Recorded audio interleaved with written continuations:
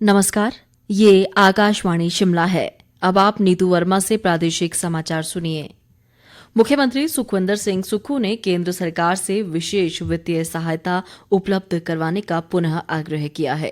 उन्होंने कहा कि अब तक बारिश से हुई इस आपदा में 428 लोगों ने अपनी जान गंवाई है और लगभग 13,000 से अधिक मकान क्षतिग्रस्त हुए हैं।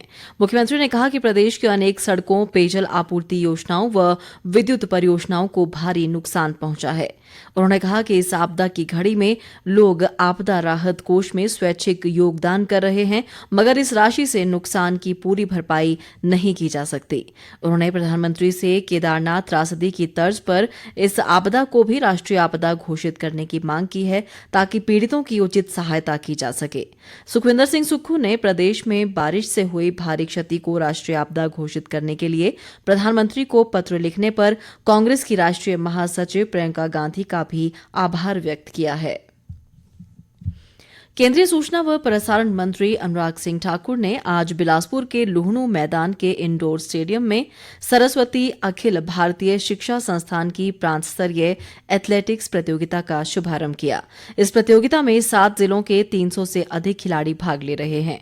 इस अवसर पर अनुराग ठाकुर ने कहा कि केंद्र सरकार द्वारा खेलों को बढ़ावा देने की दिशा में निरंतर कार्य किया जा रहा है और पंचायत स्तर तक खेलों की बेहतर सुविधाएं उपलब्ध करवाई जा रही हैं। उन्होंने कहा कि बिलासपुर के कहलूर खेल परिसर में लगभग 7 करोड़ रुपए की लागत से एस्ट्रोटर्फ हॉकी मैदान का निर्माण किया जाएगा। अनुराग ठाकुर ने कहा कि प्रधानमंत्री नरेंद्र मोदी के जन्म दिवस पर कल से पीएम विश्वकर्मा योजना की शुरुआत की जा रही है। इस योजना के माध्यम से पारंपरिक कारोबारियों को प्रशिक्षण देकर उनके लिए स्वरोजगार के अवसर सृजित किए जाएंगे। अनुराग ठाकुर ने कहा कि इनमें विभिन्न छोटे पारंपरिक कार्यों से जुड़े कारीगर शामिल हैं। इस बीच अनुराग सिंह ठाकुर कल पीएम विश्वकर्मा योजना के शुभारंभ अवसर पर शिमला के गेटवे थिएटर में आयोजित होने वाले कार्यक्रम में बतौर मुख्य अतिथि मौजूद रहेंगे। राज्य सरकार ने लघु उद्योगों को प्रोत्साहन प्रदान करने व कौशल आधारित श्रमिकों को बढ़ावा देने के लिए मुख्यमंत्री लघु दुकान कल्याण योजना शुरू करने का निर्णय लिया है। मुख्यमंत्री सुखविंदर सिंह सुक्खू ने कहा कि इस योजना के अंतर्गत 50,000 रुपए तक के ऋण पर 50% ब्याज उपदान प्रदान किया जाएगा। उन्होंने कहा कि यह योजना प्रदेश के छोटे व मध्यम उद्यमियों के लिए वरदान साबित होगी। मुख्यमंत्री ने कहा कि इस योजना का सुचारू क्रियान्वयन सुनिश्चित करने के लिए 40 करोड़ रुपए के बजट का प्रावधान किया गया है। उन्होंने कहा कि इस योजना से प्रदेश की अर्थव्यवस्था सुदृढ़ होगी। प्रदेश विधानसभा के 18 सितंबर से शुरू होने वाले मानसून सत्र के लिए सभी तैयारियां पूरी कर ली गई हैं। विधानसभा अध्यक्ष कुलदीप सिंह पठानिया ने आज शिमला में पत्रकारों से बातचीत में बताया कि मानसून सत्र के दृष्टिगत सुरक्षा के पुख्ता प्रबंध किए गए हैं। उन्होंने कहा कि 25 सितंबर तक चलने वाले इस सत्र में कुल 7 बैठकें होंगी और 23 सितंबर को शनिवार के दिन भी सत्र आयोजित किया जाएगा, जबकि 21 सितंबर का दिन गैर सरकारी सदस्य कार्य दिवस निर्धारित किया गया है।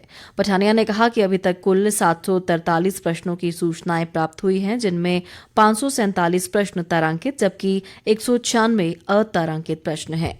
उन्होंने सत्ता पक्ष व विपक्ष से जनहित से जुड़े मुद्दों को ही सदन में उठाने और सदन की परंपराओं व गरिमा का सम्मान बनाए रखने का आग्रह किया है। विधानसभा अध्यक्ष ने कहा कि सत्र के सफल संचालन के लिए कल सर्वदलीय बैठक बुलाई गई है, जिसमें विपक्ष के नेता जयराम ठाकुर, संसदीय कार्य मंत्री हर्षवर्धन चौहान व मुख्य संसदीय सचिव मोहन लाल ब्राक्टा शामिल होंगे। लोक निर्माण मंत्री विक्रमादित्य सिंह ने आज नई दिल्ली में केंद्रीय शिक्षा एवं कौशल विकास व उद्यमिता मंत्री धर्मेंद्र प्रधान से भेंट कर शिमला ग्रामीण विधानसभा में एक केंद्रीय विद्यालय स्वीकृत करने का आग्रह किया। उन्होंने शिमला के घनाहट्टी स्थित राष्ट्रीय कौशल प्रशिक्षण संस्थान में क्राफ्ट इंस्ट्रक्टर ट्रेनिंग योजना के तहत महिलाओं के लिए ड्राफ्ट्समैन, सिविल और फैशन डिजाइन एंड टेक्नोलॉजी जैसे नए ट्रेंड शुरू करने का भी आग्रह किया। केंद्रीय मंत्री ने इन सभी मांगों पर हर संभव सहायता का आश्वासन दिया। भाजपा प्रदेश अध्यक्ष राजीव बिंदल ने कहा है कि वर्तमान कांग्रेस सरकार के कार्यकाल में प्रदेश में कानून व्यवस्था पूरी तरह चरमरा गई है। एक बयान में उन्होंने कहा कि चंबा में हुए कथित मनोहर हत्याकांड सहित अनेक घटनाओं ने प्रदेश सरकार की कानून व्यवस्था की पोल खोल कर रख दी है। बिंदल ने राज्य सरकार पर अपराधियों को संरक्षण देने का भी आरोप लगाया है। इसी के साथ ये समाचार बुलेटिन समाप्त हुआ। नमस्कार।